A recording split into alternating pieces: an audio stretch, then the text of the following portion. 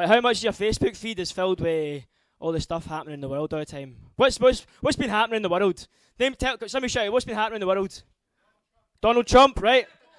Aleppo, what else? Oh, that's a good one. Snooper's Charter. New Star Wars film, there we go. Right, so, isn't it interesting?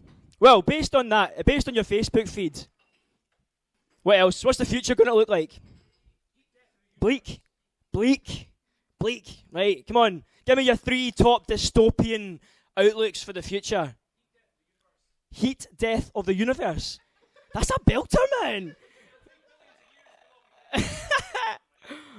Longitudinal thinking right there, man. Anybody else? What? Zombie outbreaks, right? That's definitely on the cards in 2017. Anything else? What? Climate change is a big one. Climate change.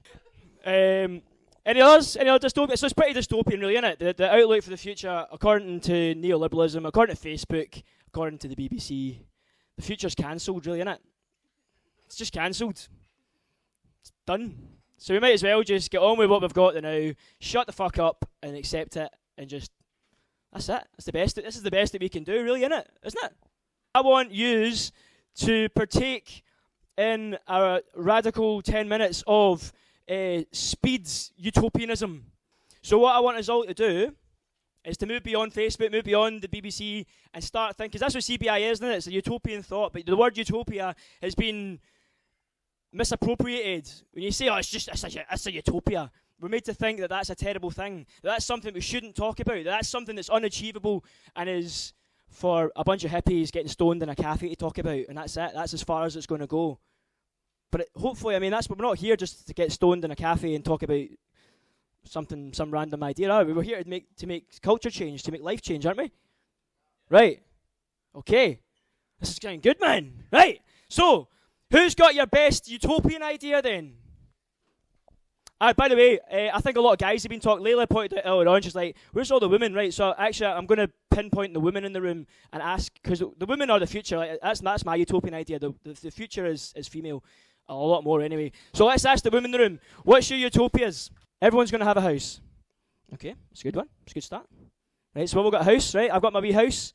I'm going to imagine this as we're building on it, right? So I've got my house and this amorphous, bland, blank slate, right? It's a good start. Any other? How about you? Universal basic income. There we go. Right, so I've got my £1,000 in the bank per month. So I've got a house. I've got £1,000 in the bank. What next? Ladies, keep it coming. Health. Okay, this is sounding good, man. I'm getting cozy in this world, right? Keep it coming. So I've got my house. I've got my 1,000 bitcoins. I've got my fresh air. I've got my good foods. The right to create art. Okay. So explain why is that part of our utopia now? Cool. So I can be an artist. Brilliant. This is very. I'm getting because I'm cozy in my house now. I'm doing some mad body painting, drawing elephants on my nipples all day long because that's what I like to do. That's what I would do if I had a basic income paid in bitcoins, each to their own. Anybody else? Keep it coming. We're building quite a good utopia here. Is it feeling good? Are we feeling better thinking about these ideas? Does it feel like it's just do we still feel like a bunch of hippies getting stoned in a cafe talking about nice ideas? Or does it feel like some of these things, if we think about them, if we manifest them, they might actually become a reality? Do we actually feel like these ideas, this UBI, that our house, our 100,000 million bitcoins, and our healthy air, and our healthy food, and our healthy, happy, artistic lifestyles, is this actually achievable? No. Good. There we go. Right, bugger it. Let's go home. Let's go to the pub. Get me a fag. I don't even smoke, but I'm going to start now, man. Fuck it. But why is it important to think about utopian thinking? Why are we doing this? Why does it feel good? What's the purpose in this? That's the utopia. So that's interesting, isn't it? Because we're talking about automation earlier on, and automation and the coming of the robots. Watch out for the Terminators. But in our utopia, what's our new redefined relationship with technology? Is it good? Is it bad? It's already here. It's already in most people's pockets, man. Totally. It's already happened. The robots feel like it's arrived, but it's already arrived. So we're already synergizing. But in our utopia, it's not a Terminator outcome. It's not a zombie outcome. I can't run as fast as a car. I can go faster now. That's utopian. Okay, cool. So it feels a bit better. So the things that felt like a threat a couple hours ago, or a few hours ago, suddenly are starting to feel a bit more amenable, starting to feel a bit more, less threatening and more enjoyable. This is feeling good. But isn't it interesting, because this is the dilemma. It's a really good book I was reading about. It's called Demanding the Future. I've got a copy of it down there. I'll show you it if anybody's interested in reading it. It's really good. Talks a lot about UBI. Talks a lot about demanding 100% automation. So the call of the left and the right has always been this drive to kind of claim that you can get 100% employment, and fascism as well. I guess every kind of political ideology up until now has claimed to be the best, most efficient thing for creating 100% employment. But maybe in our utopia, I'll ask you guys: are we going to be 100% employed, or are we going to be 100% unemployed? Neither. Whatever you want. So work based on that definition, then work is doing something that you don't enjoy doing. You've been forced to do it for a money. You're selling your ass for an income. We're no longer doing that in our utopia. So are we having 100% employment or 100% unemployment? Unemployment. That's interesting, isn't it? Just some new ideas in our utopia. So anyway, I'm going to not go on too much longer, but I just wanted to make this exercise. I thought it'd be a bit more fun. We'll all get stuck into some utopian thinking. I've been doing this every Monday, actually, or every Monday I've been available other than work, with an amazing woman called Susan. We've been meeting up and we've been just chatting about utopian ideas, because I really like, who's seen Black Mirror, the recent Black Mirrors? Really good, aren't they, man? They're really fun to watch. And it's good seeing a bit of dystopianism. It's kind of taken, it's not even a set in the future necessarily, it's kind of set in a kind of slightly modified now, really. But based on that, I was thinking, isn't it interesting how we watch these things? And when Charlie Brooker first, I'm not going to do a spoiler, but in the first episode, the first series, when he had has everybody seen it? Has everyone not seen it? The pig.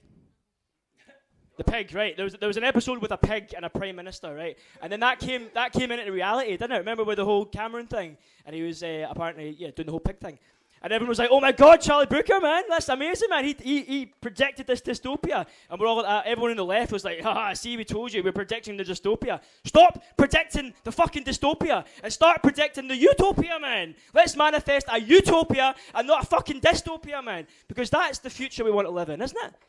Yes, yeah. So, based on that, I had a couple of ideas. Well, actually, I think we've done all the ideas, but let's keep the conversation going with the ideas. But let's more change the format of the conversation, because the problem with the left is that the left has taken on this role, whereas in the past, in the 60s and before, the left was the ground for the future. This is where we used to sit around, we used to talk about full employment, living on the moon, space travel and all the rest of it. It was fantastic. We're living in an age of utopian thinking.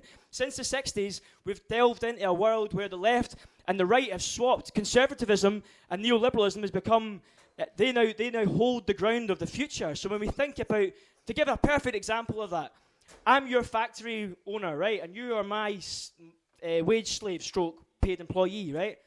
I send you a letter, or my paid secretary does, that says, just to make you aware, the factory will be modernizing in the next few months, and your job will be modernized. Ambiguous term. What does that instantaneously make you feel as a worker? I don't have a job. So what does that mean? The modernize? Modernize means that I'm fucked. Who decided that, man? Like, it's linguistics though, isn't it? They've taken the word, they've taken the future, and they've turned it into dystopia. So let's reclaim language. UBI. Sounds alright. Sounds okay. Can explains what it is. I read another really good poem. I've seen a good poem on Facebook. I need to remember the lassie's name. She's really good. I'll maybe post it on my Facebook and you can all come in and look at it. But it's really good. It's called the Fuck Off account. Her words, not mine. The Fuck Off account. Agnes Turok is her name. There you go. Right there. Amazing. The Fuck Off account, for anyone that's not seen it, is basically, it's her story about her mother, who from when she was becoming a teenager and becoming an adult, her mother used to always tell her, you need to have a savings account, you need to have a bank account. As soon as you have, and you're going to put into that for your entire life, because that's your fuck off account. Any guy that tries to control you, any job, any person on this planet that tries to control you, that account is your right to say, fuck off. Isn't that what UBI is? Yeah, but not just the fuck off account. It's the fuck yeah account as well, isn't it? It's the chance to say, fuck yeah, I want to do that, fuck yeah. So let's think about language as well, and let's think about how we describe and who we're talking to and how we describe these things. So we don't want to over-intellectualize CPI and use buzzwords like, what's Theresa May's new buzzword? Is she jams or something? I eat children. I eat children. That one is that what it means? I think that's Is that, right. So let's not get too bogged down in the linguistics and the over-intellectualization, kind of what Darren was touching on earlier on. Let's talk to the audience that we're talking to, and let's use language in the language of the people. So if it helps to explain something, call it the fuck off account. Why not? Don't just call it whatever you want to call it. It's your utopia. Let's share it.